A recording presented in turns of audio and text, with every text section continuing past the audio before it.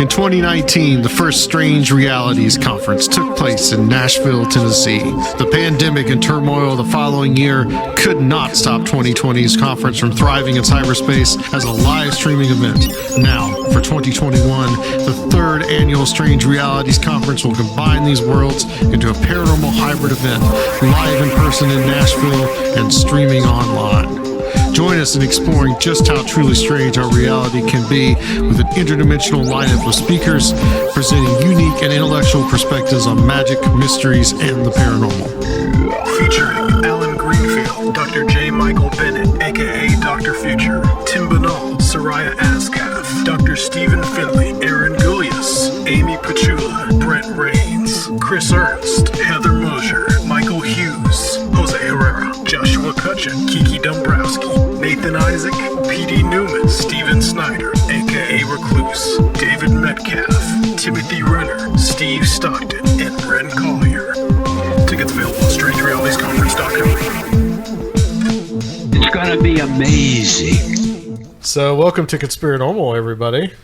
We've got a powerhouse tonight as we gear up in the less than now 2 months to the Strange Realities Conference, coming up October 15th through 17th. And we've got three of the speakers that are going to be there, hopefully, if, the Delta variant doesn't kill everybody by the time that that's done.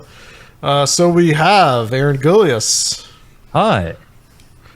Christopher Ernst. Hello, everyone. And certainly last but not least, the great Seriah Azkath. Hello. The great. Hello, Seriah. The great, yeah. Yeah. Do I have face paint on? Is that like Japanese wrestling type of great? He's infamous. He's more than famous. You are great, Seriah. What can we say? You definitely keep everybody entertained, and like I said, this is a powerhouse tonight, and we're gonna just talk about like kind of a grab bag of topics. I'm a big fan of both Saucer Life and Where Did the Road Go, and both those guys. You guys are going to be appearing at the conference with us, as well as Chris, Chris is one of the regular co-hosts on Where Did the Road Go too. So yeah. I am off and on there. It's my pleasure to be, and I just recently visited Seriah up there, and we shot some stuff around his haunted graveyard. Yeah, hope to see that soon. Mm-hmm. How'd that go? Do you have any experiences? No, I wish. Like I was telling Seriah when I haven't really gone. As soon as I got back, I started getting inundated with pre-semester stuff for school from the semester starting again. So I haven't had a chance to really log the footage, but I'm hoping that there's like all sorts of spectral, weird impressions on there and stuff like that. There wasn't anything physical. Nothing happened to us while we were there. Yeah, nothing notable. Yeah, nothing notable. Seriah, have you had any weird experiences lately? Yes. So you've at least got one each time I have you on. Yes. So yeah, it's kind of a really hard to follow one. You want me to get into it? Yeah, try us. Absolutely. Right. So as Chris knows, Natalie, who's also on the show, is wanting her stay upstairs in my house because she needed somewhere to stay. So she also has lots of weird things happen to her. If anyone who's heard her on my show knows. And there was this day I had a dream that I was driving to Ithaca, and right at the spot on Route 89 headed toward Ithaca where I saw a UFO back in 2001, I see this guy on a motorized scooter in the dream. Except he's like a ghost and he's like trailing like mist behind him. And I'm like, oh, that's really cool. I should stop and take a picture. But then I realized I have a dash cam because I actually do have a dash cam now. And so and then other weird stuff happens in the dream. So anyway, I get up and I say something to her, and she tells me she just had a dream that morning about a guy dressed all in black who was leaving ghosts behind him. And so I was like, okay, that's interesting. So then I drive to Ithaca.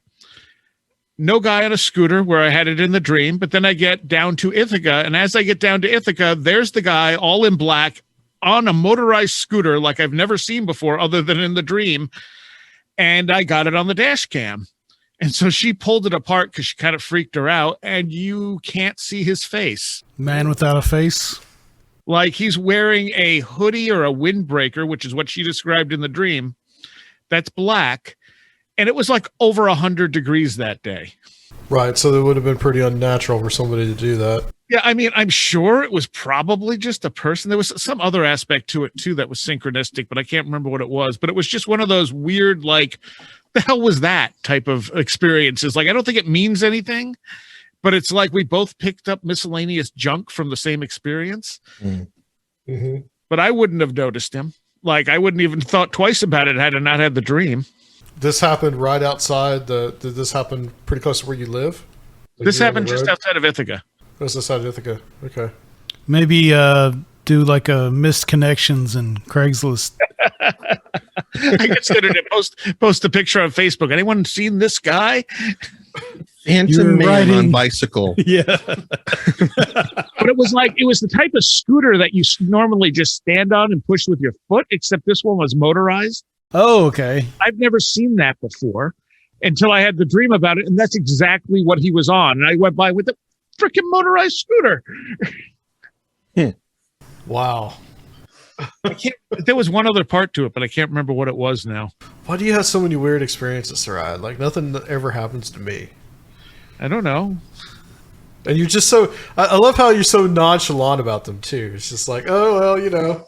They really are spread out, though. Like, when it seems like a lot because that's what I talk about, but in reality, I can go months without anything weird happening other than maybe sleep paralysis or weird dream. Oh, that was the other part of it. So later in the dream, I couldn't wake up.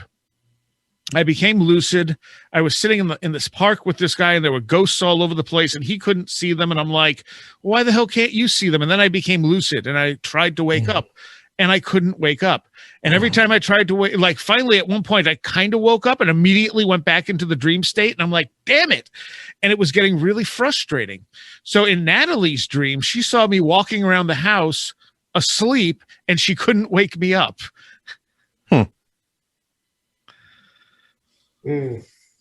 So again, I don't know if it means anything, but it was weird that all those pieces kind of came together. Yeah, it's the idea of something of it being meaningful and synchronicities, I think, is something that people, I don't know, I think about it often these days because I feel like a lot of discussion and maybe a lot of media that's going on sort of in the para-weird world is, you know, really leaning into the idea of synchronicities. And, you know, for good reason. I think, you know, Hellier was really popularized that. And I think there's also some, you know, validity to looking into that. And obviously the, you know, Downardian and Lauren Coleman's Twilight Language and sort of, you know, the precursor to it. But I do think that, you know, it's one of those things that synchronicity can pretty easily turn into, you know, everything is connected in a way that is like these weak connections that I think you're talking about. Like, I don't know if it means anything. And I think for a lot of people, particularly when they start to follow the synchronicities for the first time, it can become like they can feel like this profundity and that there's something, you know, everything is connected in a significant way. But I guess I feel like that, you know, it would behoove someone to sort of parse it out in the way that you're doing. Like, you know, is this, in the way that Jung described a synchronicity, a meaningful coincidence? And, you know, for a lot of people personally, there might be many things that are meaningful, but I think sometimes you can kind of lose yourself in the spiral of, well, why? Oh, these are connected, but why? You know, when it's really just obsess about it. What's that? Kind of over obsess about it. Yeah.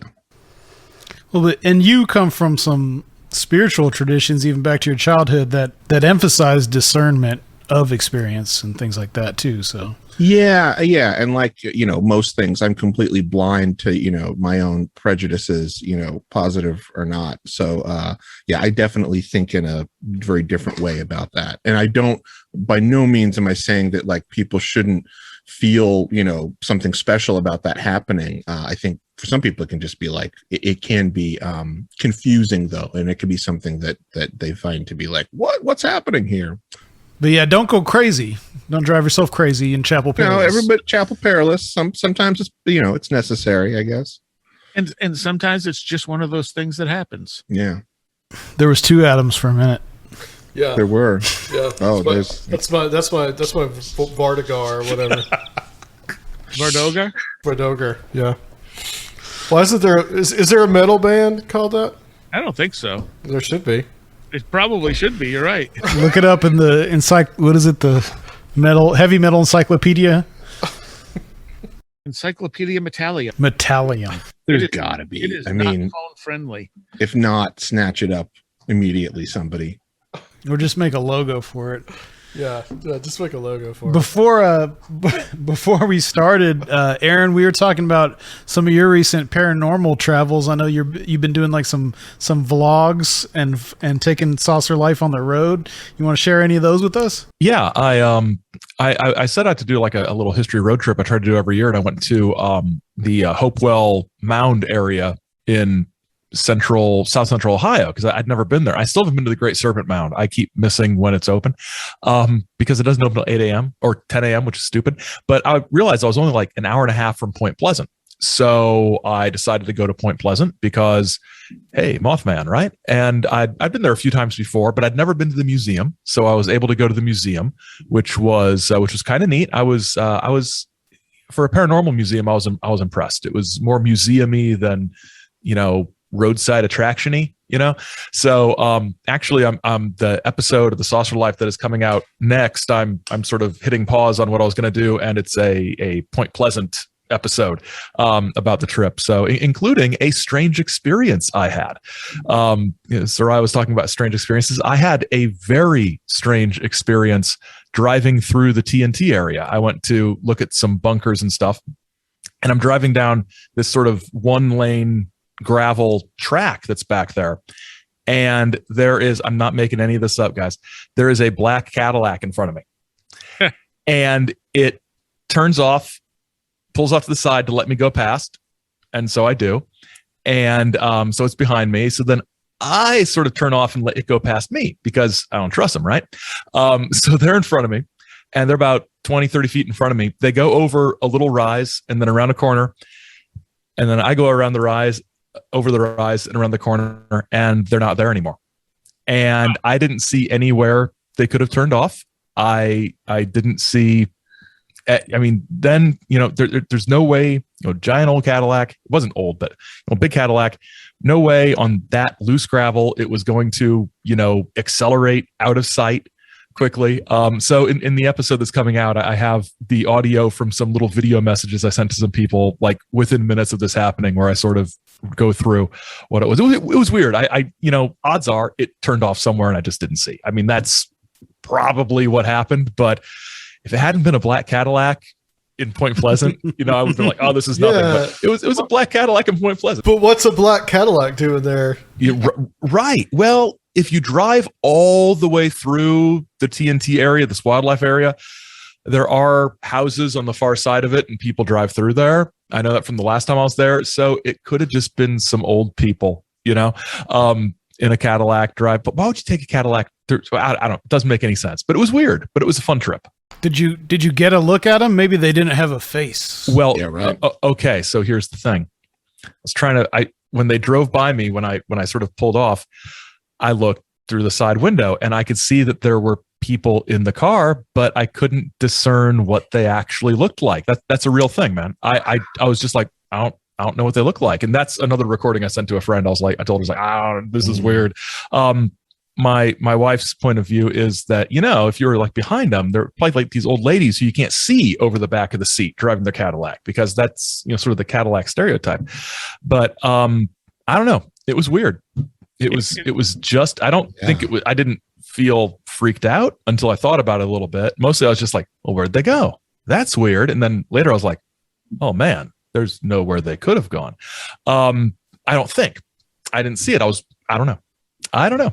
Weird stuff, but kind of neat to have weird stuff happen once in a while. What general year do you think the car might have been? It was like a 90s one. It wasn't like a vintage Cadillac. It wasn't from 1967. Okay. I know. I was like, oh wow, this old black Cadillac from the 60s. And the guys behind it were wearing dark hats. And no, it was just and the license plate didn't look like an old timey license plate. I didn't examine it closely, but I don't have any way to run the plates, although that would be pretty cool. But would it be almost like X-Files era? Yeah, who Danny? That was the guy Mulder always like. Danny, I need you. I don't know who Danny was, but for 9 years he ran license plates for Mulder and whoever. But I can't remember if you actually saw Danny in any episodes. But weird stuff, but a good trip. And Point Pleasant is. I'm not sure what would be going on in that town if it wasn't for Mothman. It's like the people who run the museum also run 2 other stores in town that sell like pop culture stuff, and there's the Point Pleasant Trading Company, which is sort of tourist stuff, and other stuff downtown. I mean, a lot of it wasn't open. Well, there's that hotel is supposedly haunted. I know that hotel or whatever. Yeah. And there's a Point Pleasant sort of artist co-op selling really cool stuff, but they were closed every day I was there, which is unhelpful.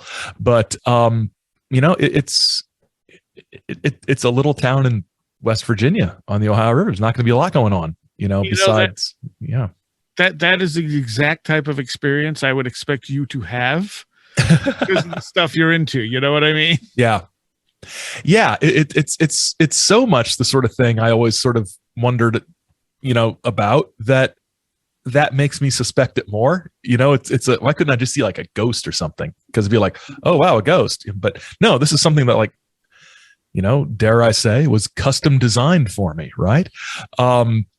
Which, is sometimes how it seems to work. But it's funny. My wife's perspective on it is exactly how I feel about contactees. It's fairly clear that you believe something happened to you. So it's like, yep, I'll take it. That's a, I don't expect anybody to think it's weird. It's weird, but it's not unexplainable. I just don't happen to know how to explain it. Very interesting. And the bunkers, I did watch your little video about that. The bunkers they're pretty overgrown, looks like. They are. It's really hard to see them sometimes, especially this time of year. And especially as hot and as humid as it's been, everything's just growing all over the place. And if it wasn't for the fact that like the trail sort of has a little turn off that you can see, you wouldn't know they were there sometimes. It's kind of weird. It's last time I went, I had a friend with me, and it was more comfortable going into the bunkers when you've got somebody with you, because they're kind of weird. One time I was there, and somebody in town told me that I need to be careful, not because of Mothman, but because of all the junkies who hang out in the bunkers sometimes, who can be kind of touchy. The junkies are touchy, they say, but I didn't have any issues. The weird thing is you can hear the echo from inside the bunker, like 15 feet back from the door.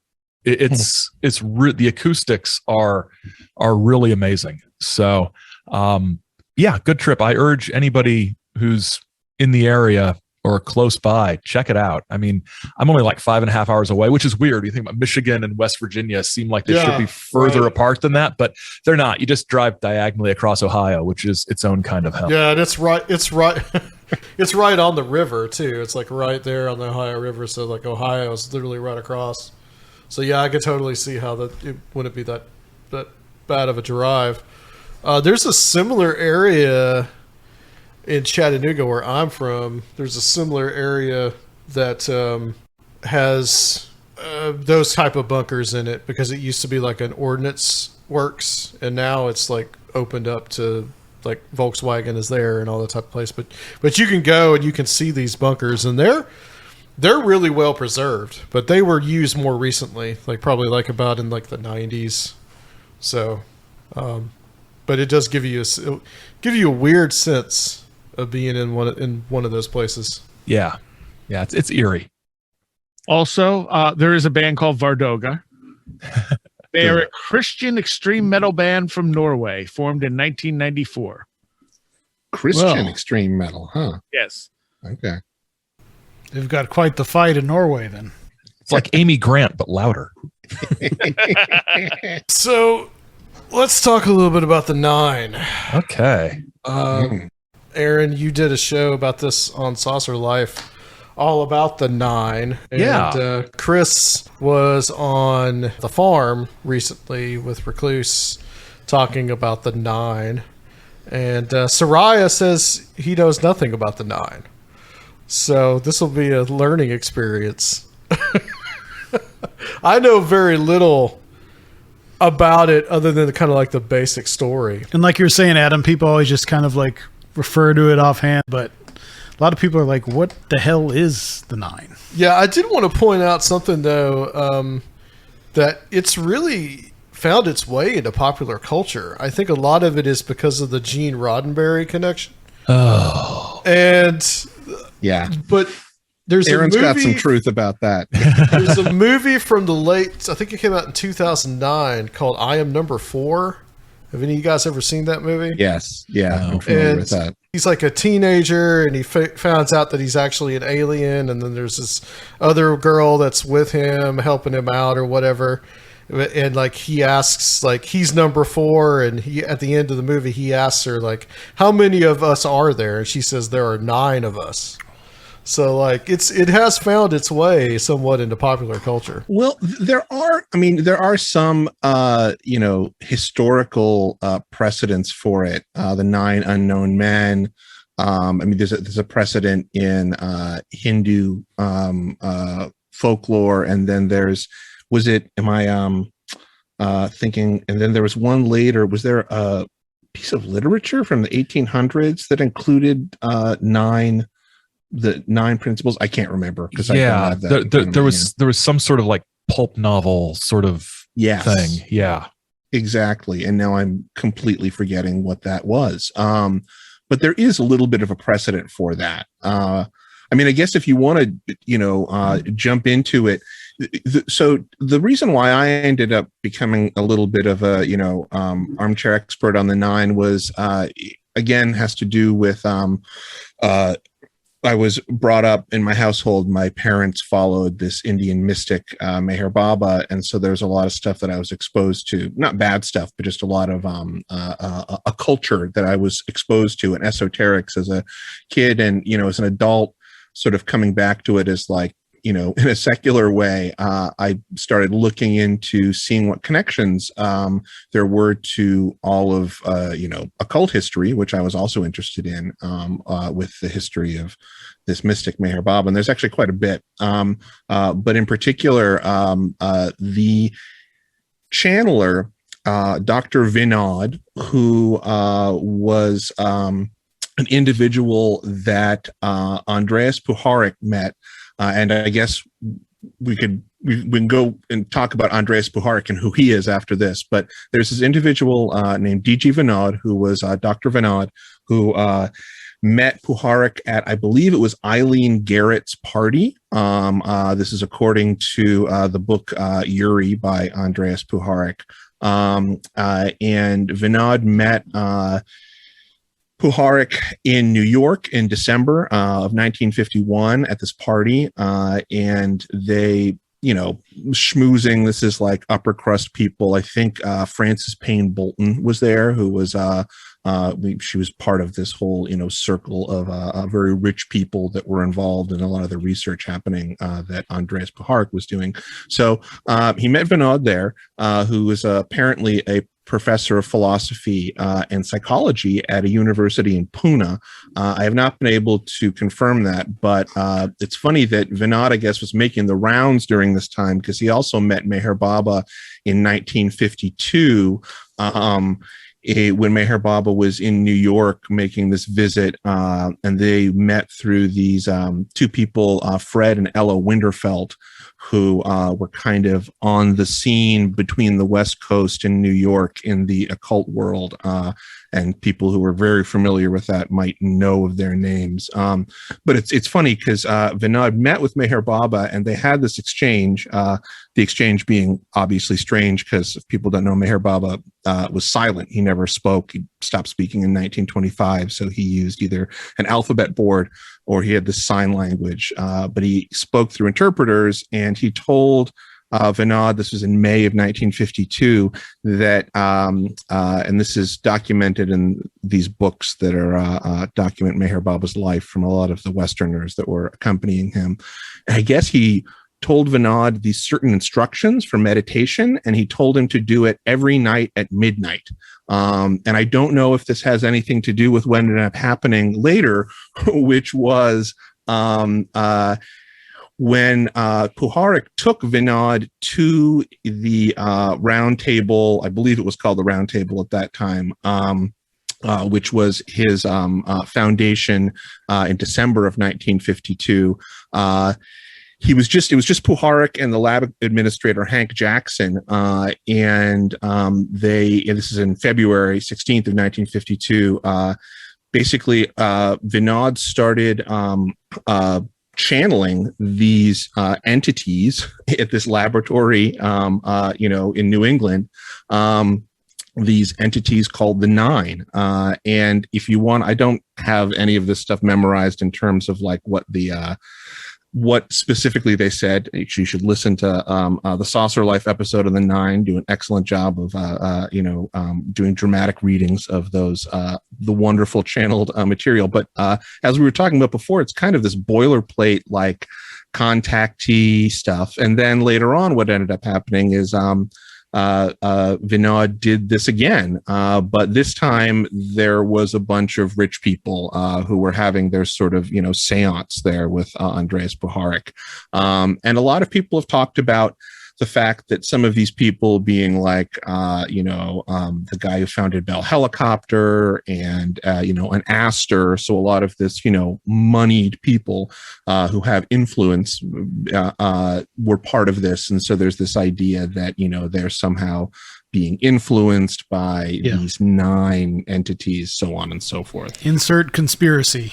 Yeah, that's pretty much what Sinister Forces is about, really. Yeah. But the one thing that I do have to add to it is really kind of where Vinod came from, because I think it's interesting, and I don't think people talk about it enough. Like, if Vinod was the first person to talk about the nine specifically, be it real channeling or, a psyop that Puharich was doing through Artichoke or MK Ultra, doesn't really matter. Like, it started there, and it's interesting because Vinod ended up going on to be like kind of like a dime store guru in India, and you can look like there's a they have a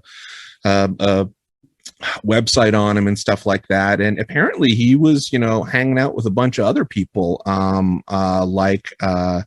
where he claims that he met who was it, like, well, he claims he met like Einstein and was involved in with stuff in Carl Jung's laboratory, and who else did he say, like what's his name, Einfried Pfeiffer, who was a protege of Rudolf Steiner. Apparently he worked with him. So one of the things that I've tried to do is look a little bit into Vinod, and I'd love to know more about him, because I think, he's one of the people, talk about Phyllis Schlemmer and all these other people who ended up channeling, but Vinod kind of was there and then disappeared.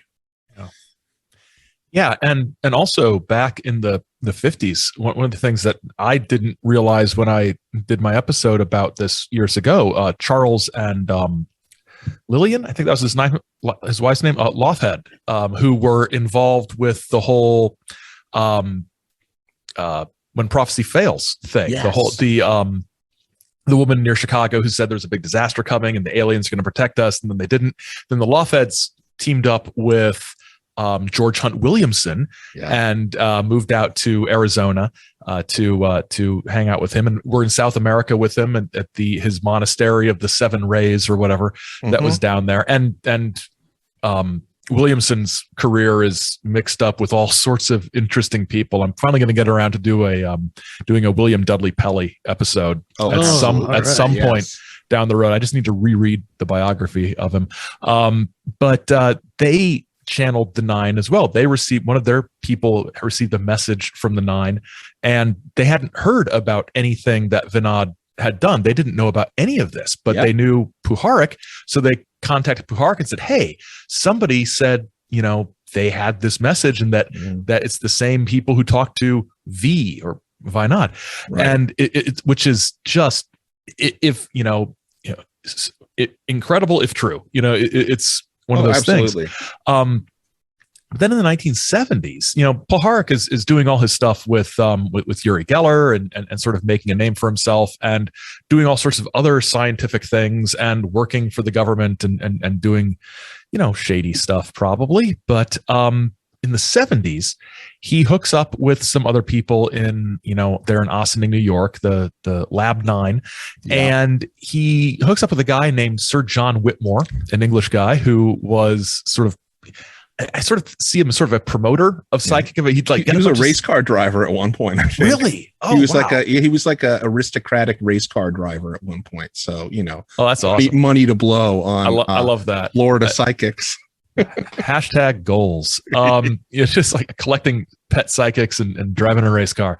And so Puharich hooks up with Whitmore, and then there's this woman named Phyllis Schlemmer, who was a psychic medium who was just like doing like psychic shows and things around, I think down south, in the South. And she had a young man named Bobby she was sort of training him as a psychic healer of some kind. And they come up to Lab 9 to work with Puharich. And Bobby starts channeling the 9 in, I think, 1974 or 73, 74, something like that. But Bobby starts to get freaked out. And long story short, the 9 basically declare Bobby to be, an unsuitable conduit for their message. To which you might ask, well, why did you pick him? If you're basically the Egyptian gods, spoiler, they're basically the Egyptian gods. Why pick a kid who can't cut it? And the horrible thing that gets sort of left to the side is that Bobby, he's channeling the 9. He's trying to share these messages, and he's basically having a nervous breakdown while this is going on. He's suicidal at one point, and they sort of just like say, "Oh, we're done with you. Have a good life, kid." And now Phyllis Schlemmer is channeling the 9, and she will be channeling the 9 into the 1990s and until her death, I think. Although Puharich has sort of bailed at this point, gone on to do other things. But I think he ended up in Mexico or something like that. Yeah, I feel like he at one point during the end of what was happening in Ossining at Lab 9, which I believe in like either 77 or 78, there was like a fire, which might have been arson, the mysterious events, and Lab 9, disbanded or partially burned down. And Puharich said that the CIA was after him and he ran away to Mexico, which, okay, make of that what you will. Maybe.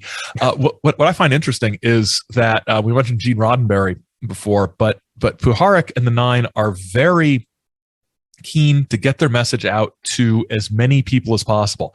And so, unlike a George Van Tassel or a George Adamski or any of these guys who'd be like, well, I'm channeling the stuff, so I'm going to write it down and sort of sell a book out of the trunk of my car at UFO shows. They hire a writer named Stuart Holroyd who'd written books about psychic stuff and was a well-regarded writer of nonfiction things over in Britain to write a book. And it was published in the UK and it was published in the US in like a mass market paperback sort of thing. So not a difficult to find book. And it was called Briefing for the Landing on Planet Earth, because the goal was to prepare humanity for the arrival of the 9. And when you read this book, there's all this channel stuff from Tom, who is also called Atum, the Egyptian god. But Tom sounds friendlier. And, when you read it, it's sort of, it reads like a lot of other contactee stuff, but there's also, because it's like 1976 or whatever, there's a whole lot of ancient aliens type of stuff in here. Humanity was seeded by various alien races. The Atlans were in Atlantis, which was destroyed in a cataclysm because they were spending, I'm not making this up, spending their time exchanging their organs. And it doesn't say which organs, but I have my suspicions. You had the technology to replace organs, so they just did that all the time. It's like, That's weird. But they were ignoring warning signs, and Atlantis blows up and disappears. But the survivors, become the Egyptians or whatever. And when you look at the next episode where I'm going to talk about the Nine, there's a book called The Stargate Conspiracy that goes into this a lot. And what I realized reading that stuff, and I sort of put it all together in my head eventually, was that a lot of the almost all of the Atlantis stuff that the Nine comes up with, it's basically Edgar Casey. It's a lot of Edgar Casey. Yeah, it's Edgar Casey stuff. It's which means Edgar Casey was right because Nine told the same story, right? And then King Missile released the song "Detachable Penis" in the 1990s. Yes, comes full circle. Absolutely. Thank you for the King Missile reference. Sorry, that's a deep cut for anybody that was around. That is a deep cut. Great song. Synchronicities. They're bigger songs. Yeah. So the Atlans become the Egyptians, previously the Atlanteans, and the Huva people become the Hebrews. And Huva, like you're saying Hoover, but you're from Boston, like right? Hoover. Hoover. And the thing is, it's weird because sometimes it's all weird. It's all weird, yeah. But this is particularly weird to me. Sometimes in contactee books and UFO books, you get a healthy dose of anti-Semitism. I mean, it's just all roads lead to anti-Semitism. All roads lead, except this one. This one leads to hardcore Zionist nationalism. because being the seed of the Huva people, the nation state of Israel is the most important one on earth, and will be the salvation of humanity. And so Puharich and his team are sent to Israel in the 70s to carry out assignments for the Nine, which sound like they just consist of standing around and focusing, I'm doing air quotes, focusing their energy on things that the Nine tells them to focus their energy on to prevent the outbreak of even greater wars than were already breaking out in the Middle East in the 1970s.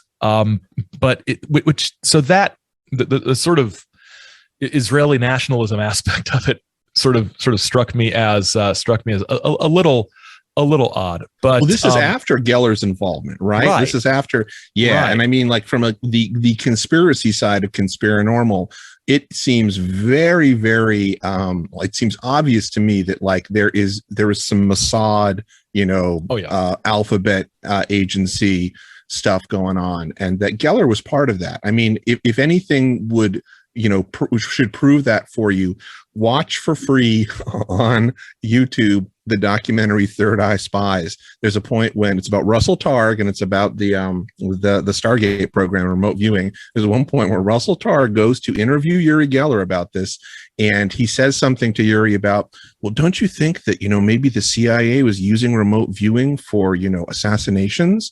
And Geller puts his hand on Targ's shoulder and says very seriously, Russell, the CIA is not in the business of killing people. They would never do that. Which, if anything, proves to you that Geller was a CIA asset, or they have compromise on him. That's it right there. Do we know that if Geller had any kind of connections to the Mossad? It's I do not have a sure Recluse would say it's source, but yeah, I think Recluse would say it was confirmed. It certainly has been quite a bit of speculation on that. Because one of the things that Israel does and the Mossad does is that they do this thing called Hasbara, where they basically, it's a promotion of State of Israel and Zionism, and wherever that promotion may lead to, I just wonder if whether or not somehow that element got into that, and it started coming out that way in the channeling. Was Puharich? I don't think Puharich was Jewish, though. I don't think he's Croatian, right? Yeah, he's Croatian, which, I mean, you could be Croatian and Jewish. Yeah.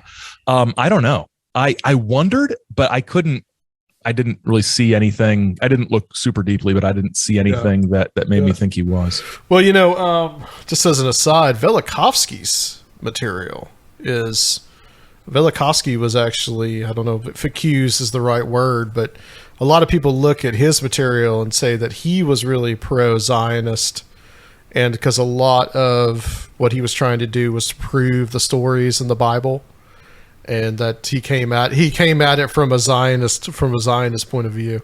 I don't know if that really makes him Zionist. He used the Bible as one of the things that he looked into when doing his mapping of Venus's history. Yeah, that's just one of the criticisms of Velikovsky.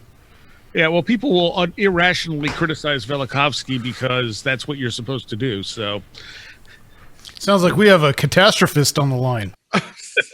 Hasn't Laird Scranton basically, or he's done some pretty good Velikovsky apologist research recently. And it wasn't even apologist research. Yeah. That was the interesting thing about it. He just took the modern science and looked at what Velikovsky said and found that Velikovsky has yet to be wrong about anything. And science back in the 50s was pretty much wrong about everything. Yeah.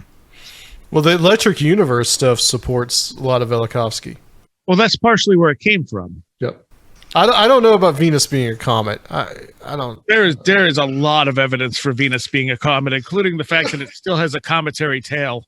Yeah. Well, Orthon didn't say anything about that when he talked to Adam Skip. So I'm shocked. I'm just saying. Yeah. Well, there we go. I mean, should have come up. That clinches it right there. Yeah. That's who would know better than Venusians. That's right. One more for one more thing for the nine didn't at one point weren't the nine being channeled through Jenny O'Connell at Esalen in the 70s? Or am I like this is something that like I have this fact in my brain and I don't know where I read it or where it's coming out, but I believe through Whitmore, Jenny O'Connell, who if anybody knows some of the folks that were around in like the Esalen, the heyday of Esalen, that sounds right. It's like one of those things like, I believe I've seen that somewhere before. Right. Yeah. So if we're just shooting the shit here, I'm going to put that out there as something that might be another weird tentacle of the nine. Yeah. One of the things, I mentioned that they liked getting the word out there.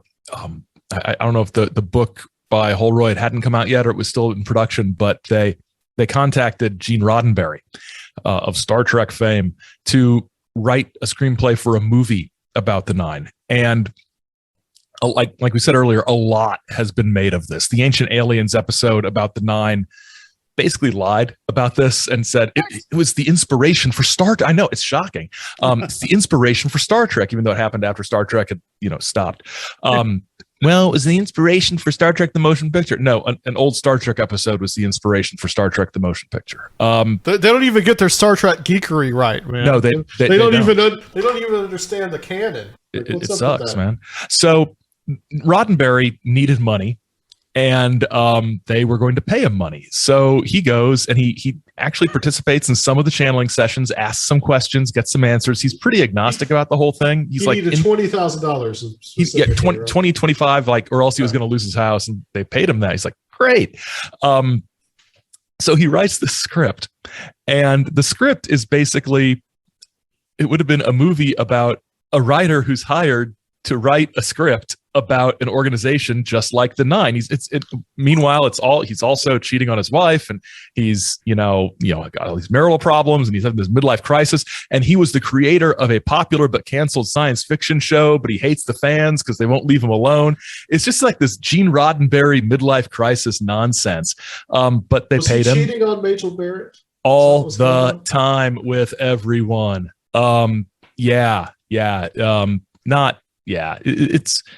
It's skeezy. I'm not a huge fan of Roddenberry because all the good stuff in Star Trek was from DC Fontana and Gene Kuhn anyway. So, but then, so his involvement with the Nine was, it was there, but the sort of evidence that influenced even later Star Trek, like Next Generation, it really doesn't hold up when you look at how little after the first year Roddenberry had to do with the day-to-day running of Next Generation. And the Nine book of channeling stuff from the 90s was called, or the late 80s was called, like Essential Briefings from Deep Space. And oh my gosh, Deep Space Nine. Well, deep space is just a phrase. I mean, it's come on. There was a character called Vinod in one episode, which is like the most direct connection I could see. But well, Aaron, could Rick Berman and those guys been influenced by some of that stuff? I mean, if they're, I don't know if it's like if that's what I wonder. If they're if they're in LA, it's all a Southern California thing.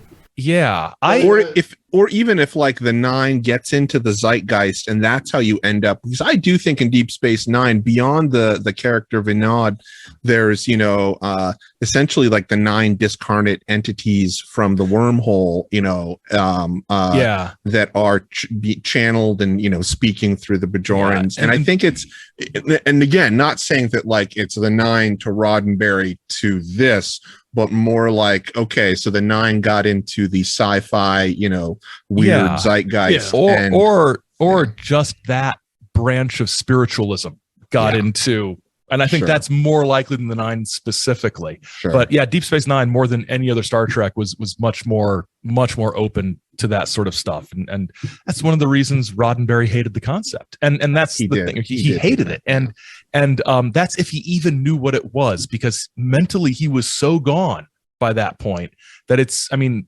Berman claims up one side and down the other. We told Paramount wanted a new show. We came up with this. We told Gene. Gene was like, sounds good. Gene's assistant, Susan Sackett, said, oh, Gene hated it. He hated it, but she lies about a lot of stuff. But to protect Roddenberry, her job is to protect Roddenberry's reputation. That's, so this, I've gone off on a Star Trek tangent here, but the 9 stuff is interesting, and it has seeped in to the culture. I mentioned that book, The Stargate Conspiracy, from like 98, 99, that sort of ties it into the sort of Graham Hancock New Egyptology and some millennial stuff, and Richard Hoagland and the Mars Egypt connection thing. It's a book that's really dated. Once you read it, it's like, oh, this is the most late 90s book you can imagine. But yeah, I have that book. Yeah, I read it in like 2004. Yeah. Also, Paramount wanted a sci-fi show, and they turned down Babylon 5, right? And then went with Deep Space Nine, which was virtually the same idea.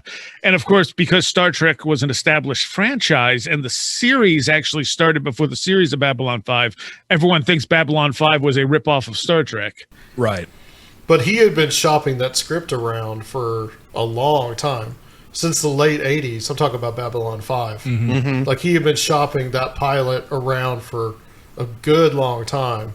And that's why he thinks that it's just kind of like the guy that came up with the intermittent windshield wipers, that like at some point somebody saw the script and it was in their mind and they came up with it. I think that's probably what happened.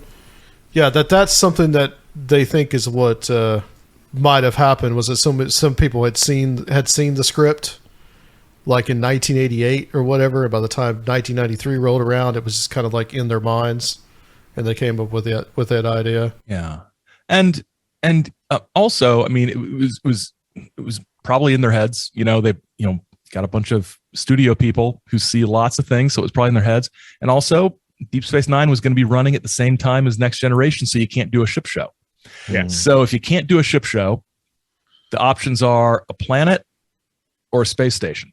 Mm-hmm. And space stations. So between Babylon 5 sort of, being in circulation for like probably 3 or 4 years at that point, by the time we started developing Deep Space Nine, and we need to do Star Trek, but not on a ship. Yeah. It's almost, I mean, this is what they were going to come up with no matter what. Mm-hmm. True. But there is a lot of overlap with Babylon 5. I like Deep Space Nine better, but there's no denying the similarities. Babylon 5 is one of my favorite shows of all time. Deep Space Nine was great, but it really kind of gave rise to the redone Battlestar Galactica, which is one of the best TV shows in my opinion. I love it. I didn't like that either. I actually stopped. Star Trek Deep Space Nine is the one Star Trek series I never finished. That's Voyager for me. I despise Voyager. Yes. I was fine with all the other ones. It was just Deep Space Nine. And I loved the reboot of Battlestar Galactica, but halfway through that lost me too. I did finish it, but I kind of hated it from the halfway point to the end. We're gonna have a fight, Seriah. No, it's fine. I liked Battlestar all the way through, but I don't pretend to understand it. And if somebody says what happened, I'm like, I don't know. Yeah, it makes no sense. No, but I just love watching Edward James Olmos act. You know, it's like, just watch him all day. Aaron, does that Gene Roddenberry script exist somewhere? It does exist somewhere. I've never seen a copy of it. But the guy who wrote the one honest biography of Roddenberry had access to a lot of his papers and stuff. And I shouldn't say honest, the non-hagiographical biography of Roddenberry had access to it. And I think it's probably one of those things you could have bought in a dealer room at a convention back in like 1987 or something like that, like some sort of surreptitious photocopy.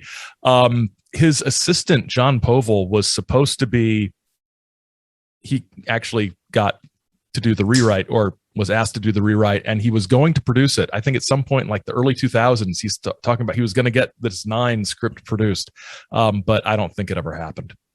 Before we leave the 9 alone, I want to kind of get back into why it's been such a focal point of so much conspiracy theory. And like, besides the Israeli stuff we talked about, like what other utility does it have in some kind of political conspiracy? As for the conspiracy stuff, I think part of it is, as Chris mentioned before, there's a lot of powerful people and influential people in industry and government sort of on the fringes of this. So the possible supernatural influence on the elite. Right. And that Stargate conspiracy book, Picknett and Prince sort of go into that angle somewhat ludicrously at some points. They talk about one of the people involved was, or who had a supposed interest in the Egypt stuff and possibly Richard Hoagland stuff. You know, there was some congressman who was on the committee that oversaw NASA. So he clearly, this was clear, the fix was in clearly that this guy who was a Hoagland fan was on this committee. Senator Claiborne Pell was supposedly interested in it as well. And she draws a link, he and she draw a link between Claiborne Pell and Al Gore, because Al Gore was an environmentalist, which is also sometimes associated with the New Age, and Pell and Gore were both Democrats.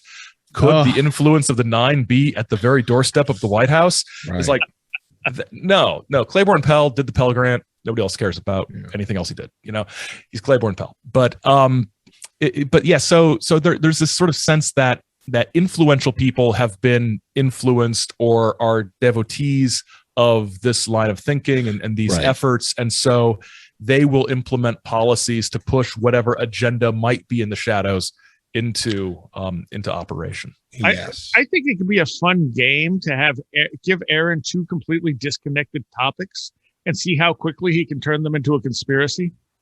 About 30 seconds. Yeah. The thing with Geller too is that he never was actually or specifically like who he ended up saying he was being controlled and channeling was an entity called Spectrum, I believe. Oh yeah. So he was never specific to the 9. I think it's another one of these circumstances where you have these overlapping, it's a giant Venn diagram here. So I don't know. I mean, personally, I've never, beyond what I think Aaron, just said about why there would be a conspiracy around it, I think it's been perpetuated by, the Stargate book and Lavenda. And, I mean, we've all talked about how suspicious Lavenda is, and why he would be doing something. So I don't know. Is it one of those things where it's like, disinfo that's out there, or is it a juicy story that somebody can make a buck off of as they keep on perpetuating it? But I think those 2 books have been the biggest, I guess they've contributed the most to it being sort of a political or a worldwide control conspiracy.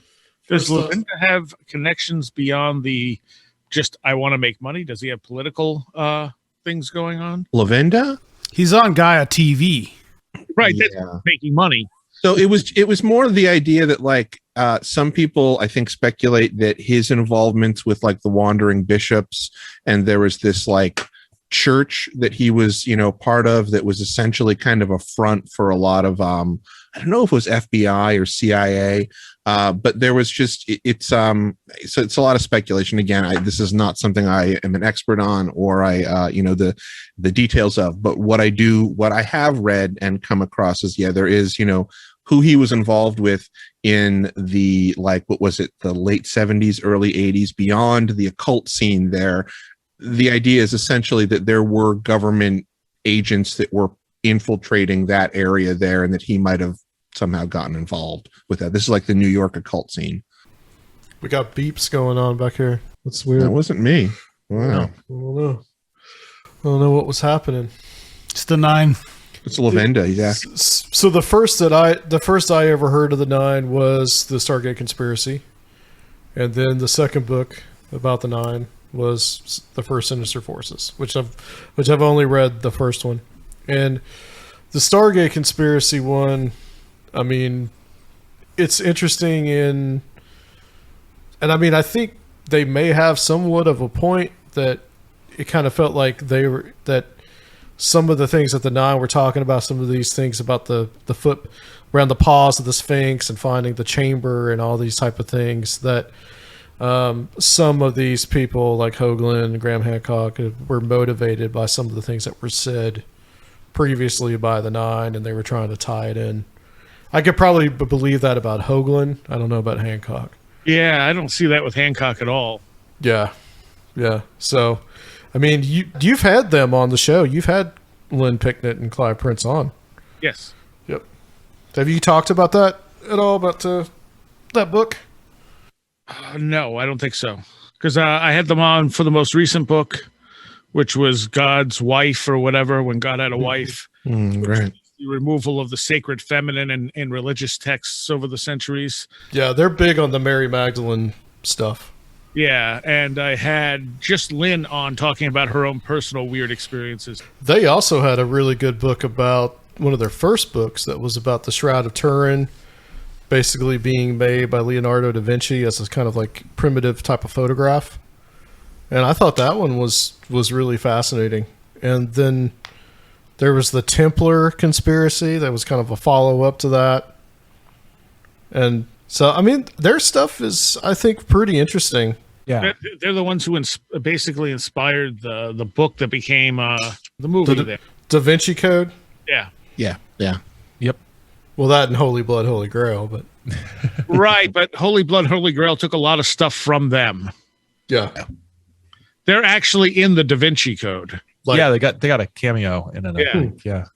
After taking part in the this is just a little bit of fun facts here. After taking part in the National Treasure film series, Nicolas Cage, using his vast fortune, started on a quest to find the Holy Grail, which ended up leading him to purchase a couple of castles in Europe. That's wild. Like he went deep, That's what wild. we all would do if we had millions of dollars. He did that. There were some tax things that happened and he lost the castles. And I think that's why he's doing all these movies now. But this recently came out and I read an article and I was like, damn, well, Wow.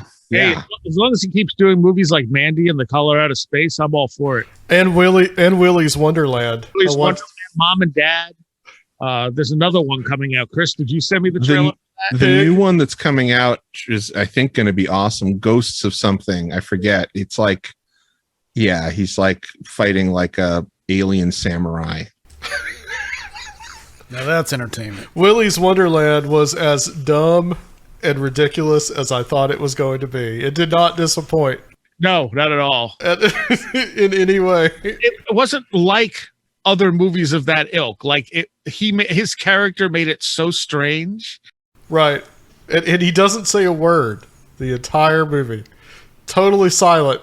didn't want to get us too much on a Nick Cage, but I part of me was actually thinking, like, you know, a person that has that much money in terms of resources, and you know, I don't know if he's necessarily, you know, he seems like a smart guy. I think, you know, he's probably is reading these books that we're talking about, and he's saying, okay, well, I'm going to fly there and I'm going to buy this castle. I'm going to, you know, like Rene de la Chateau. I'm mispronouncing it.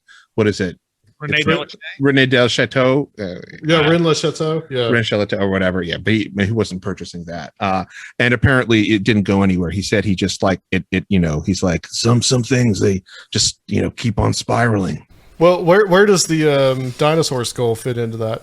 But also, Seriah mentioned Color Out of Space. That guy who directed that and was going to direct Island of Dr. Moreau, he actually lives in the south of France, and he's all into the whole Cathar mythology and all that. Yep. And I think the next one's the Dunwich Horror. Is it the same? Is it Richard Stanley? Yeah, Richard Stanley. Yeah. Mm-hmm. Because they're doing 3, and the second one's supposed to be Dunwich. I'm really hoping the last one's going to be Mountains of Madness. They'll have a Lovecraftian trilogy. Yep. Nice. Yeah, Color Out of Space was really good. Yes, it was. Yeah. Okay. Well, I guess we'll stop talking about Nicolas Cage, baby. Sorry, that was my fault. And Star Trek. And Star Trek, we range about Cage and Roddenberry. Paranormal. Hey, we can talk about anything. It's a conspiracy. Also, we challenge Aaron to connect 2 completely unconnected things and make a conspiracy. It's everything. Everything's connected. Right? Connect the dots, man. Let's go ahead and just try that one time, Seriah. Give him 2. Give me 2 things. I'll start with the X-Files and Hulk Hogan. Okay, here's the thing. X-Files, we all know that Chris Carter had connections in the government to, you know, get information about the X-Files, right? To get information on procedures and what the government might actually be investigating. We know that, right? Well, Hulk Hogan, here's the thing. When Vince McMahon of the WWF went on trial for steroid distribution back in the late 80s, early 90s, that time, Hulk Hogan, you know, sort of, you know, he was looking pretty good, right? But then he went out of the WWF over to WCW pretty quick after that. Well, here's the thing. Hogan talked to the feds, and Hogan gave the feds stuff on McMahon. But the problem is that the people Hogan was talking to were not the steroid people. The people Hogan was talking to were the X-Files people, or the not quite X-Files people yet. So what ends up happening is there is a huge confusion into, you know, what Hogan is saying about anabolic steroid abuse in professional wrestling and what the FBI people are hearing about, you know, oh, there's a weird chemical that's making people weird and bulgy. And so these stories get transmitted to Chris Carter, which is how we get some of those Monster of the Week episodes on the X-Files. It's all a confusion of Hulk Hogan's, you know, informing on Vince McMahon that got routed to the wrong set of FBI agents. And it also explains why the government's case against McMahon was laughably weak and why he walked. So, you know, it's not, maybe not a conspiracy, but more of a bureaucratic screw up, which I think is what a lot of conspiracies end up being. That's amazing, Aaron. Wow. That was beautiful. Bravo. Thank you. Tremendous. Thank you. Bravo. I'm speechless. I have to ask you, since it's been a little bit. I've really have been, I think, except for the latest Afterlife episode, I'm pretty much caught up with Saucer Life. The whole Sherry Steiner thing, was that who it was? Yeah, those particular. I think you did one main episode and like a couple of Afterlife episodes on that, and that was somebody you'd actually had some contact with, and you know, it's like a QAnon type of thing. It really is. And that story that just broke a couple weeks ago about the dad who killed his kids with the spearfishing gun because of the reptilian DNA, I was just like, shit. Sherry Shriner, man, from beyond the grave, still messing stuff up. But yeah, Sherry Shriner this was back in like 2004, 2005, was because of some interactions on a message board, was convinced I was either a demon or a CIA agent, or maybe both. And she was like, she doxed me, and before that was, you know, what they called it. And I had to tell my wife, yeah, you know, that crazy woman I've been talking to on the internet and talking about, yeah, she knows where I live and work and everything. And my wife was not happy. And then when the whole Sherry Shriner thing sort of blew up and there was that murder and everything, I was just like, oh man. I mean, I knew it was bad. I didn't know it would get that bad, and I had no idea people would actually listen to her the way they did. And it's literally insane. And it was, you know, and her, because her stuff was so stupid, just so stupid and derivative, and she'd, you know, take a little bit of this and a little bit of that, and oh, Bible codes. Well, oh, you know Hebrew? No, I have a software program. It's like, you idiot. It's just so dumb, and other dumb people thought it was smart because she sounded smart to dumb people, and she convinced them of all these threats, and some people acted on them, and a lot of those ideas that she helped promulgate have sort of soaked into that, you know, into that fabric of that corner of the conspiracy world, the whole reptilian. I mean, you know, David Icke shares a lot of, you know, the lion's share of blame for that, but I think there's a lot of people who would never read David Icke who would read somebody like Sherry Shriner, because she speaks in the weird sort of para-evangelical language that they're used to hearing, as opposed to David Icke, who sounds like David Icke. And which nobody should listen to, but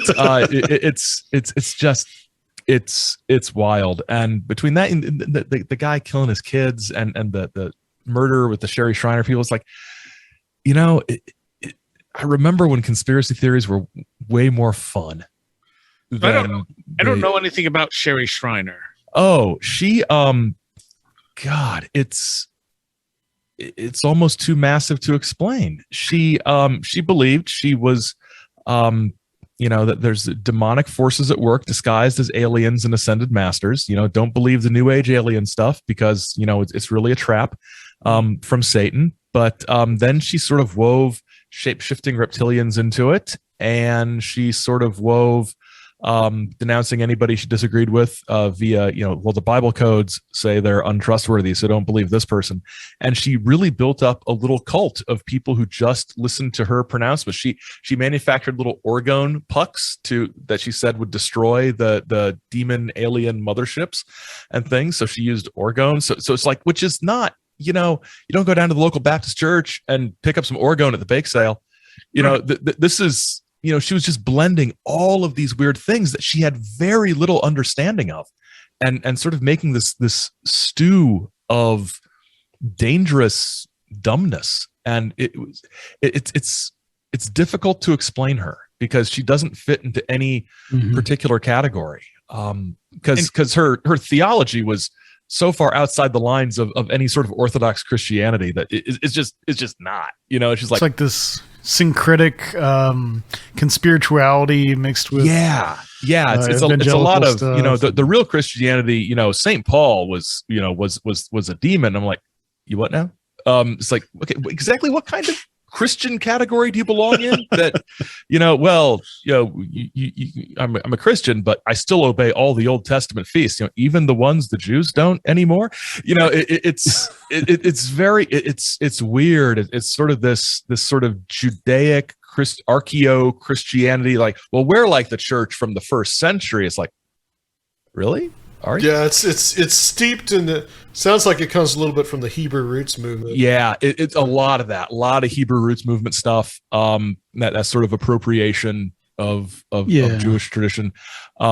It's weird. She's dead now, so I could finally talk about her. That stuff is kind of like a way to like trump everything. Like, I'm above everybody because I know the truth, so I get a little bit of this and that. I know the real New Age stuff, the real Christianity. Right. It's a form of Gnosticism. It really is. It's the way Dr. Future kind of puts it. Yeah. Yeah. That's went after you, Aaron? This was back before she was really anybody. I I kind of poked the bear, right? I was basically, they didn't call it this at the time, but I was shit posting on a forum that she was on,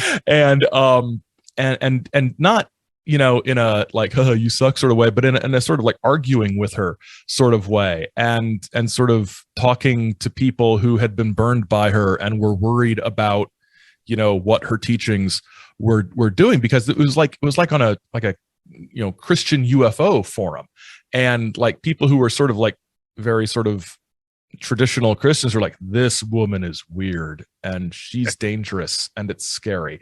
And so she was like, oh, you're all against me.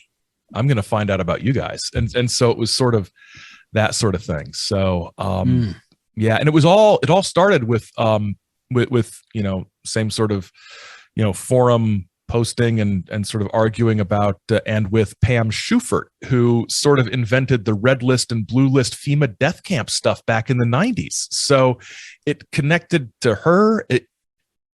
This is what happens when I did not have full-time employment. This is. I am actually Facebook friends with Pam Schufert. Really? And it is, well, I haven't seen her on there very much lately, so maybe they finally got her, but she's I mean, it is really entertaining. She also likes to wear like it's I don't know what it is. It's like made out of a fox or something. It's like this whole like, it's like a Gary Spivey headpiece type thing. No, it's more than that. It's like a whole, like, you know, coat that she wears, and she has like a wolf's head on top of it and something. I mean, it looks like really, Viking it looks really stuff. cool. Wow. You know? But yeah, she first came to attention to me because of the whole witches in Asheville thing, which I actually read that on the show. Yeah.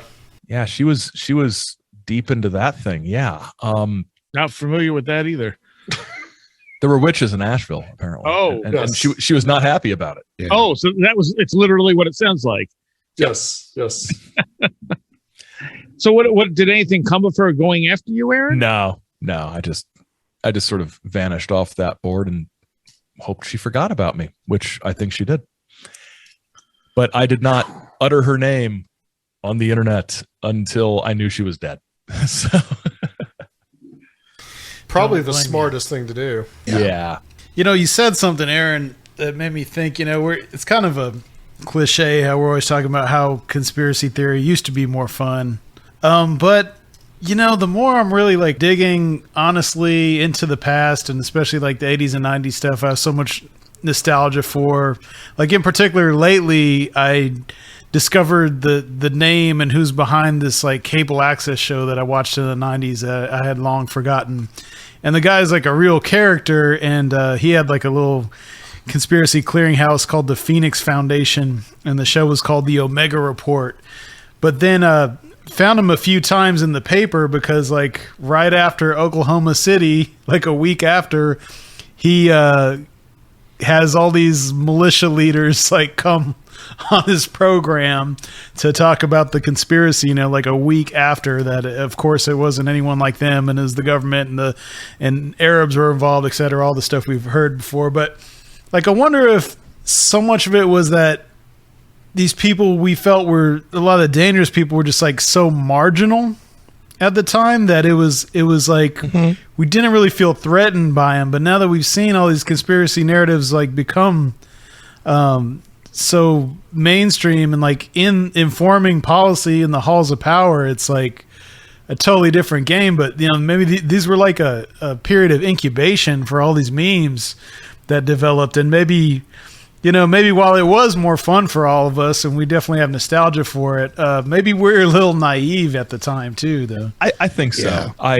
think so, because I think what gets me is back in the day, even in the internet era, you had to go looking, right? You had to go and into these corners of the internet, or on the late night public access channel, or onto Usenet or something, or into the weird bookstore, and you had to find this stuff. And now it's just it's hitting people on social media and YouTube and Facebook, and it's being pushed at people via algorithms and stuff. People who don't have the context for what this stuff is. Like I see some stuff and it's like that's shared by people who I know are not into this. And I'm like, wait, you know what that is, right? You know that the roots of this particular idea you're sharing. Like, no, they don't. It's something that vaguely sounds like something they think they might agree with. So they share it. I'm like, and so it's just inundating people who might not have who don't know to engage the kind of critical thinking skills they need to interpret some of these things correctly. I'm not saying they don't have the critical thinking skills, but they don't have them in a social media information processing context. Which a lot of it has to do with exposure, I think. Yeah. Like a person having exposure and experience in their life and in what they've had, available to them. They haven't had the opportunity in some cases, I think. Like maybe we were kind of inoculated back then, with all that stuff. And so now, you see it and we're already familiar. Yeah. And we're familiar with the ideas and regardless of what the packaging is, but I think it's a generational thing too. I think there's a generation of people, boomers, who if it looks like news, it must be news. Yeah. This story is presented in exactly the same visual manner that this story is. Therefore, they are both news. And I trust this page, and this page looks just like it. So why don't I just read this and think this is a thing and repeat this? And sort of conspiratorial and goofy ideas from across the political spectrum, right? Mm-hmm. Are, it's not necessarily, sometimes there's some ends of the spectrum that are more subject to this, but nobody's really immune to it in some ways. But I think we're inundated. I think it's weird and it's different. And I do miss stuff, even the content of conspiracy theories. I miss the goofy Holy Blood, Holy Grail, Da Vinci Code stuff. That was fun. Like old history conspiracies are fun, and they don't necessarily have the kinds of immediate real world implications that some of the conspiracy theories that are more current now have. They have sort of historical, implications, but not, how I interact with my neighbor implications sometimes. Yeah. And I also think that people, that it's, in many ways, these conspiracy theories, I think for some people they are a better reality than facing up to, what is the sort of, it's boring yet horrible that, late capitalism, social inequality, breakdown of, certain standards that we have going on, or just realizing that your government isn't a perfect machine and that this is a broken system, and I think for some people, boomers included, there is this it's like waking up from a dream, and that can be pretty harsh. And if there's somebody to blame for that rather than it being everybody's fault, that's pretty nice. Yep. Oh yeah, absolutely. We need some scapegoats. Yeah. There's also the thing that if you don't know enough about a subject, anyone with confidence in a solid presentation can sound convincing. Yep. Which is why, someone new to UFOs can listen to Stephen Greer and be like, "Oh no, this guy knows what's going on." Yep. Whereas if you've been studying this stuff for decades, you look at Stephen Greer and be like, "Yeah, he's kind of a used car salesman." Yep. Absolutely. It's same with Ancient Aliens. You can watch it and be like, "Oh, that's interesting." I mean, they got it all wrong, but it was interesting to see that stuff, Yep. They seem to have a certain amount of authority and a certain amount of gravitas, and that. Right. Oh, Paul Hellyer was the Canadian Minister of Defense. Well, we better listen to this guy. No, please don't, because he's dead. But Paul Hellyer would come up a lot in a lot of my conversations. Yep. And I would just be like, well, he's really not saying that there's definitive proof. It's just that he's into it. That's it. Yeah, there was nothing when he was defense minister. There's nothing about him being defense minister was relevant to anything he said about UFOs. It's just like, I believe there are 57 alien species on the Earth. Also, I was the Canadian Minister of Defense, and like, oh wow, the Canadian Defense Ministry said there are 50, and so Yeah. there we go. We connect we connect the dots. Well, we were talking about science fiction earlier too, and it's like I think a lot of this is about like engaging in imaginal realms. I've gotten to the point where I've really learned why I'm so fascinated by this stuff. A lot of the conspiracy stuff and the nostalgic 80s and 90s stuff, it puts me in kind of a decompressed, altered, imaginative state just listening to some crazy shit from, like you say, Aaron, how you like to listen to like Hour of the Time in the background to just give some atmosphere, and like, so I'm honest about like, I want to go into this weird state and listen to some wacko on shortwave radio, like, but a lot of people aren't honest that that's probably what they're seeking more than anything. Like, are these altered states, making associations and patterns and it's good exercise for the synapses, right? It's like conspiracy stuff. It's a puzzle.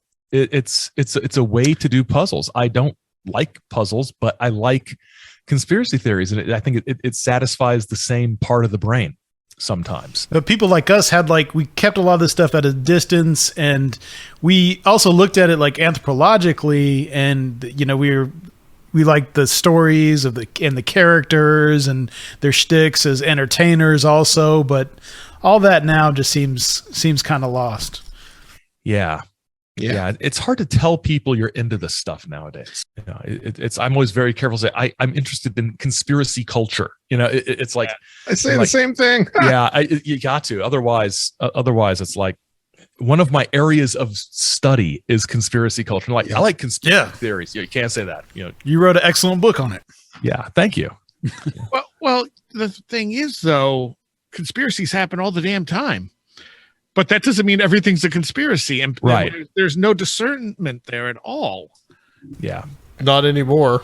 If you deny conspiracy A, so you don't think the government's up to stuff? Well, yes, I do. I just don't think they're up to this. Right. It's. Have you heard of MK Ultra? Yes, I have. That doesn't mean we never went to the moon. Right. It's right. Everybody just needs to take like an intro to logic class, and what needs to pass an intro to logic class, and we'll be in better shape. And maybe. And people are so set to look at everything in a binary, black or white. Yep. Either this or that. I mean, when you look at the paranormal, it's either you believe in aliens in spaceships, or you don't believe in UFOs. Right. But wait. Well, I'll say this too. Seraphiel is bringing up science fiction. I mean, look at like right now with the whole. I'll just say the V word. I won't actually say it. Everything that we have going on with the V word right now. How many people are informed by something like I Am Legend? Right. I mean, that's a movie or a book, or a novel, but it has no bearing on reality. And like 4 movies. Yeah. Right. And if you go and look back to where like things like Theosophy came from, things like I was revisiting like Ren's presentation from last year's conference where Hollow Earth ideas came from. A lot of this stuff comes from fiction. Yeah, the Vril but then it develops its own universe, and people engage in it, and it becomes real, and that's kind of what we're seeing in this. Well, I've noticed too that I've gone back and basically listened to the Patreon.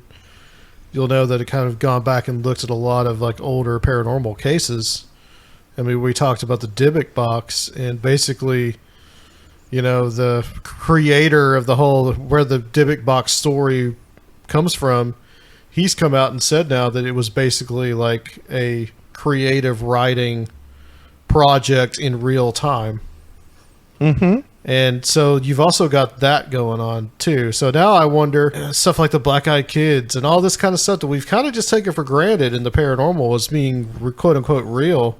How much of it is a creative writing project or just somebody's project? Look at Slender Man. I was just gonna say Slender Man. That was like one of the first things. But Slender Man we've known was fake from the very beginning. Right. And that's yet what you think. Still had real encounters. Yep. Which says something, I think, deeply about how we interact with our own reality, how we create it to some degree, or at least how we identify stuff when we encounter something weird. Maybe people are having Slender Man encounters because they're encountering something weird. Yep. Slender Man's what their brain puts on. Right. And that ties into a lot of like ideas that I'm trying to really articulate right now about, if that's how the universe works or that's how things like magic works, then conspiracy theory itself is operating in those same kind of paradigms, I think. Yep. Sure. Well, I mean, you get back to the idea of, I could quote it from two different things, but they're actually both coming from the same place. There's, David Lynch talking about, who's the dreamer of the dream. If you like David Lynch, or the idea that this is, the Vedic idea, which is really where David Lynch gets it from, that this is a dream, that we are a dream. And I know I just skipped over, 1,000 steps to get, into really deep philosophy there. But, I do think that it is, it's beneficial to think of this in terms of, really, existential, fundamental questions about reality. And I do think that that's why you see this circling back and forth, the para-weird into religion, because, they imminently overlap.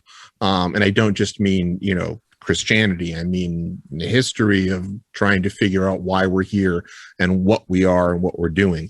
And as the limits of, our phenomenal material science, leave us with some people with burning questions. I think, you get people are creating things, but, the idea of whether or not we ourselves are, we're creating our own reality. That certainly has been something people have been wondering for I think ever since we were around and had symbolic thinking, going on. And go ahead, Seriah. Oh, there are a ton of examples too of things with like UFO encounters that appeared first in fiction, and sometimes in very obscure fiction, only to be reported as real things later. Yeah. With the whole Dybbuk box thing that I was talking about earlier, I mean, there were actual paranormal things that happened with these boxes, even though they were made up. They were not old wine cabinets that were made by a Holocaust survivor to curse the Nazis or whatever. I mean, that whole thing's made up, but people were actually having paranormal experiences with them. Well, I think a lot of the energy that paranormal experiences use come from us. So if we're focused on that thing being scary, even especially subconsciously, that might direct it toward that thing. Yep. I think it's way more complicated than just saying, "Oh, it's fake." I think there is a real component to it. So the world is vastly more complicated than any of us understands. That's for damn sure. Guys, as we're kind of concluding here, y'all are going to be with us, all three of you, at the Strange Realities Conference coming up October 15th through the 17th. In one form or another? Yeah, in one form or another. So we actually went early, as we're recording this, we went live earlier tonight with an announcement. But you guys, I just want to get you kind of just what you guys are going to talk about. We'll start with you, Chris. So we talked about this a little bit. In this idea of where do some of these tropes of the occult and the esoteric come from, and do they come from fiction, or are there real instances of that? So what I'm actually going to be talking about is I'm going to be talking about the notion, the tropes of secret chiefs, ascended masters, Mahatmas, and then what is the cosmology and mythology from the order, the lineage of the mystic Meher Baba that my parents followed.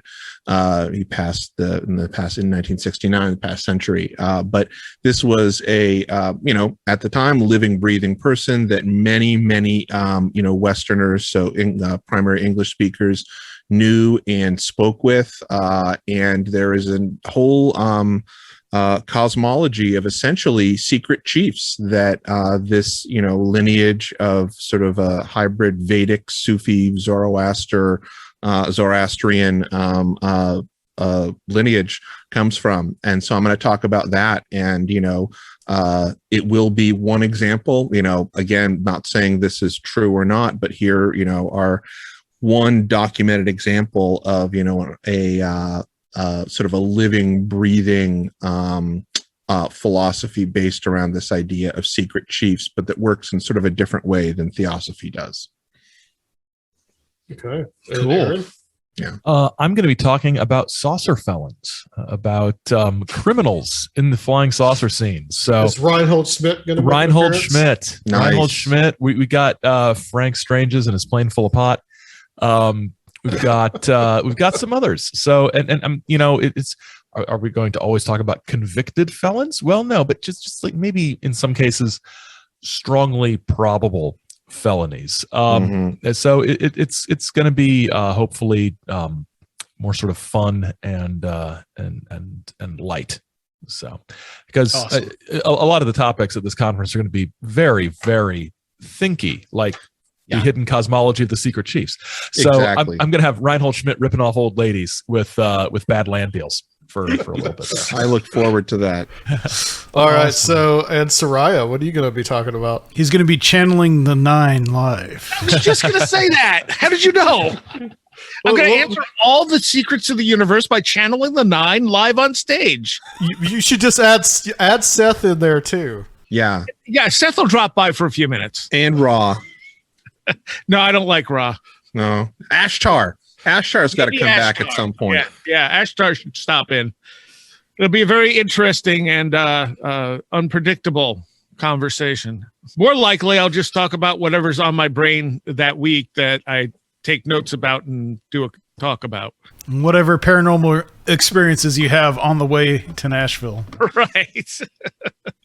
Okay, So when I show up 3 hours late because I was abducted by a strange light in the sky.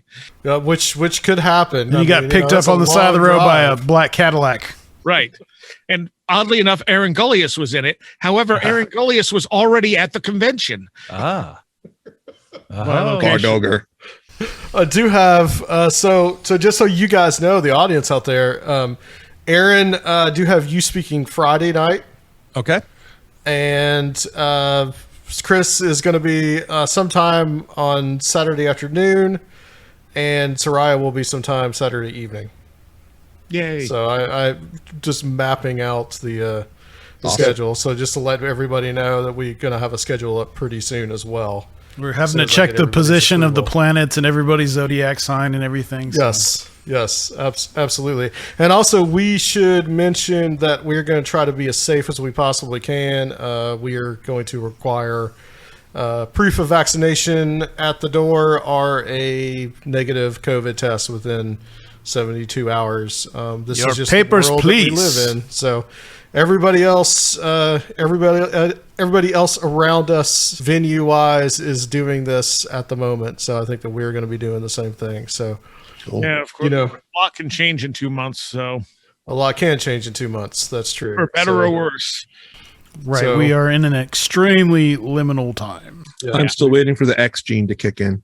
So are we all. So I think we'll go ahead and close it. If you guys would, we're going to do a Patreon segment if you guys would like to hang out, which the Patreon audience may have already heard.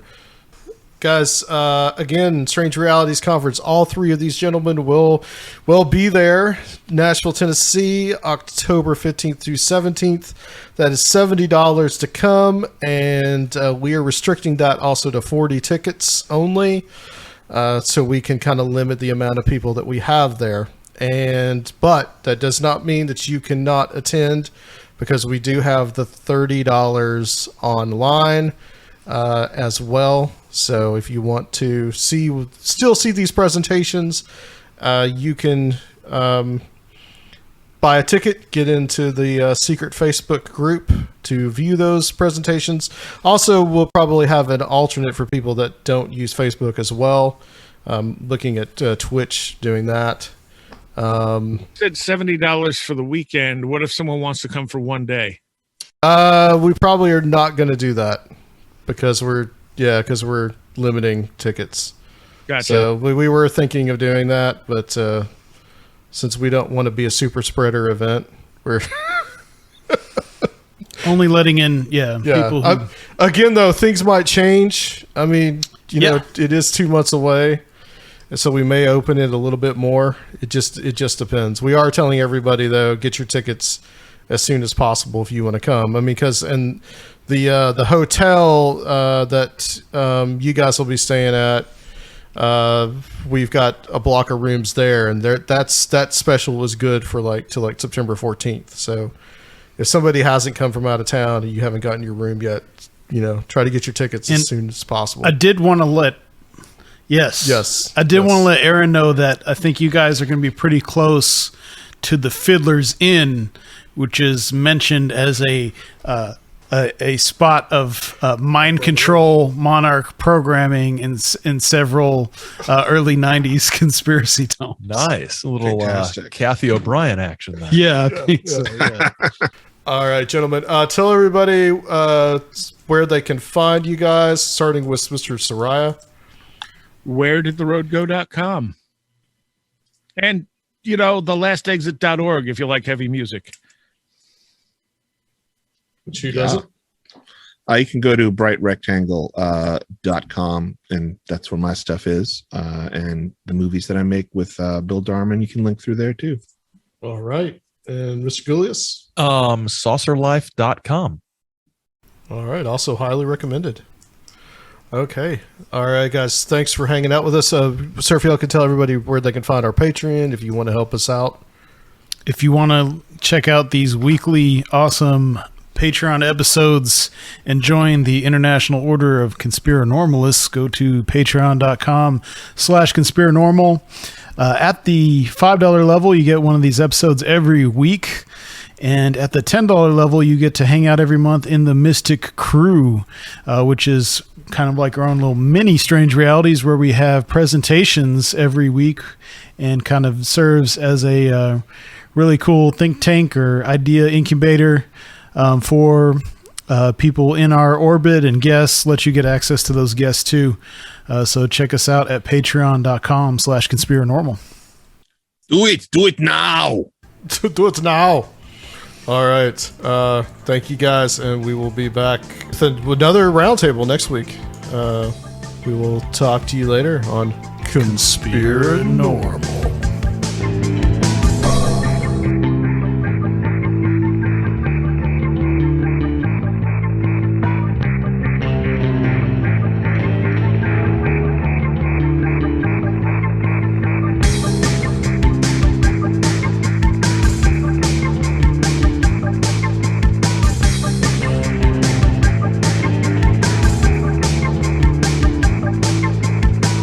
If you would like to help the show, please consider becoming a Patreon at www.patreon.com/conspirinormal or leave a one-time donation at conspirinormal.com. And please check out our YouTube channel, Conspirinormal Podcast.